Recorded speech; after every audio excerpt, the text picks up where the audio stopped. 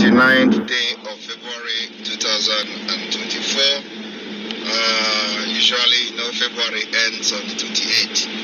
Today we are on 29th.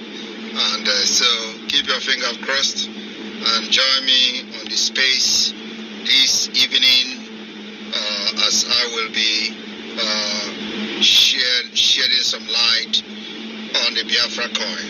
Why the Naira has collapsed, crashed. We, the Biafra, are just starting. The Biafra coin, digital currency, will change the paradigm. It's going to be a paradigm shift, not just for Biafra people, for the entire Africa.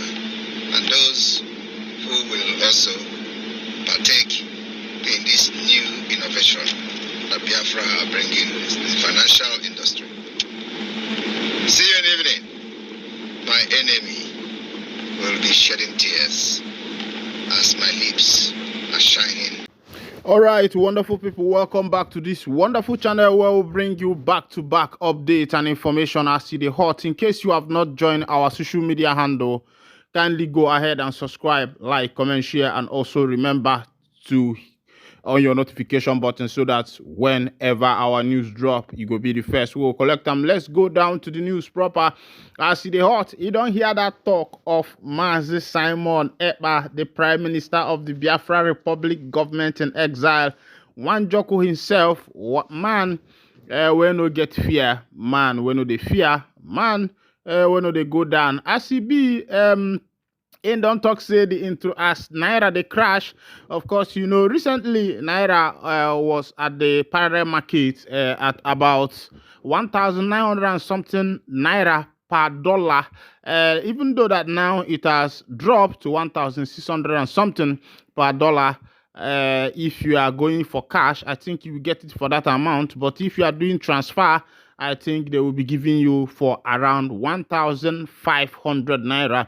And the Prime Minister of the Biafra Republic government in exile, Mazi Simon Ekpa Wanjoko, don't promise the people, say, as he they be, say himself, they gidibayin, they gallant. You know that song where they sing, they say, they gallant, I they gallant. Ekpa they gallant for the matter. In say as Naira the crash, say, very soon, Biafrans go begin trade with their coin. It is called Biafra coin. Wisdom, Mazepa wisdom no go kill you. But before I go back to that information, make I carry you go waiting to put the talk based on the cement price. In case you dey your village, they build you dey for city, they build house, or you get any projects where building where you get make you know say Tinubu don't talk something. Make we go for the information direct. This one they come from Daily Post. As they be, President Bola Ahmed Tinubu has directed cement companies in Nigeria to revert to old prices amid the hike in cost of commodity. David Umahi, the Minister of Works, disclosed this on Thursday after inspecting the Boa Cement factory in Sokoto State. Umahi said Mr. President insisted that they should go back to the status quo as far as this cement prices is concerned for the common man. I want to encourage them to abide by the directive of Mr. President so that we can achieve a massive housing program and the renewed hope agenda of concrete roads by the President, he said. Daily Post recalls that bags of cement soared to 10,000 and 15,000 in Abuja from 5,000. Outside cement, the cost of other building material.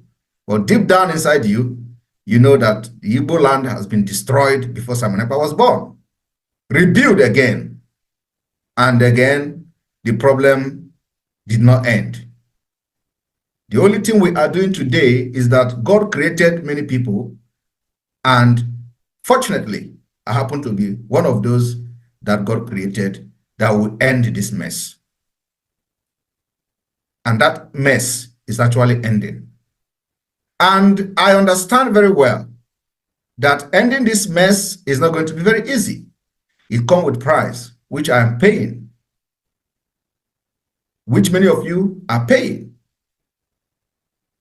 And for the fact that we know where we are going and what we are doing, it does not matter. For the fact that the result of what we are doing is being felt. That is what matters to us. And I say it again, there is going to be coup in Nigeria next month. And many officers will be killed. Mark my word. And because we have decided that Biafra declaration, or the declaration of the restoration of independent state of Biafra, is going to happen this year in Finland. So as this particular thing is happening, we are also changing our strategies. We may end up declaring the restoration of Biafra anytime soon. And what we are going to do in Finland is only to ratify the declaration. So as they are changing, we are changing. And I want everybody to understand, we are not taking any chances this time around. It's an opportunity we can never miss. And I'm telling you today that the reason why there is no coup at this point is because of this Biafra government. But you know, the Janjaweed can't stand what is happening. It is always their turn. It is always them that must control everything in Nigeria. Once it is not them, they can never be comfortable. Even as I'm making this exposition today, you know, usually the reason we make exposition is to truncate plans of the enemy. But as I'm making this exposition today, hinting of what is going to happen, they are still going to carry it. Believe me. That is how desperate they are. But the good news is that we are prepared. Whether they carry it out, it is for our own favor. Whether they don't carry it out, it is still for our own good. That's why you must support the Biafra government. If anything happens today, where do you fall back to?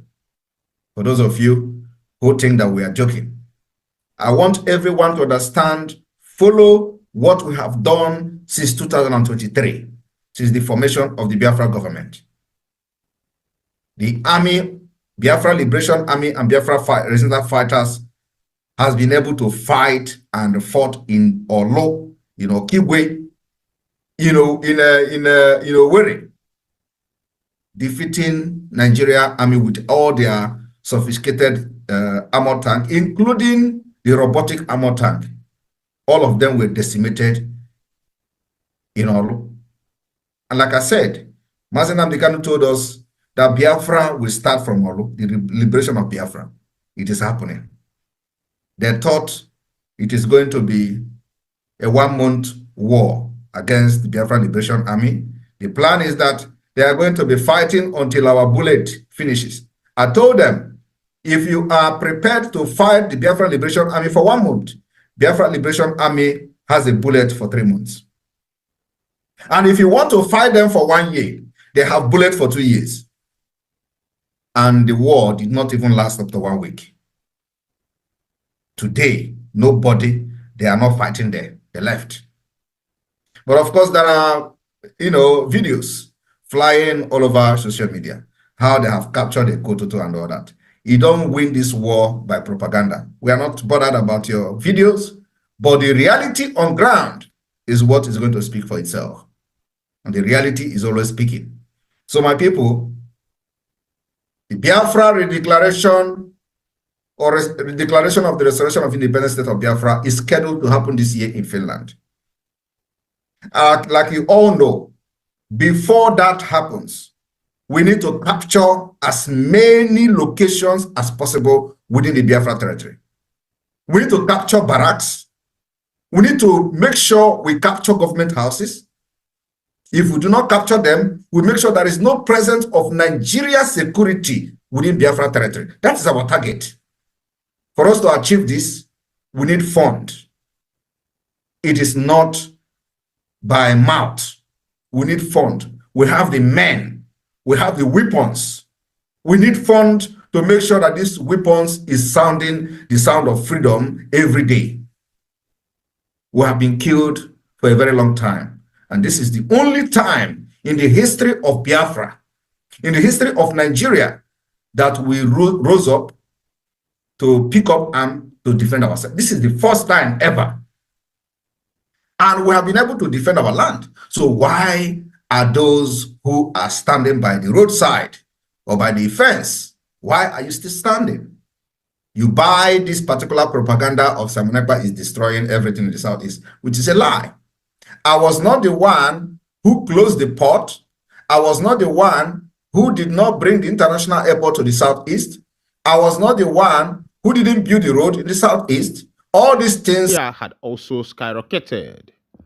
Last month, the Nigerian government, through the Ministry of Housing and Urban Development, Ahmed Danjiwa, threatened to open the border for cement importation if manufacturers fail to cut down prices.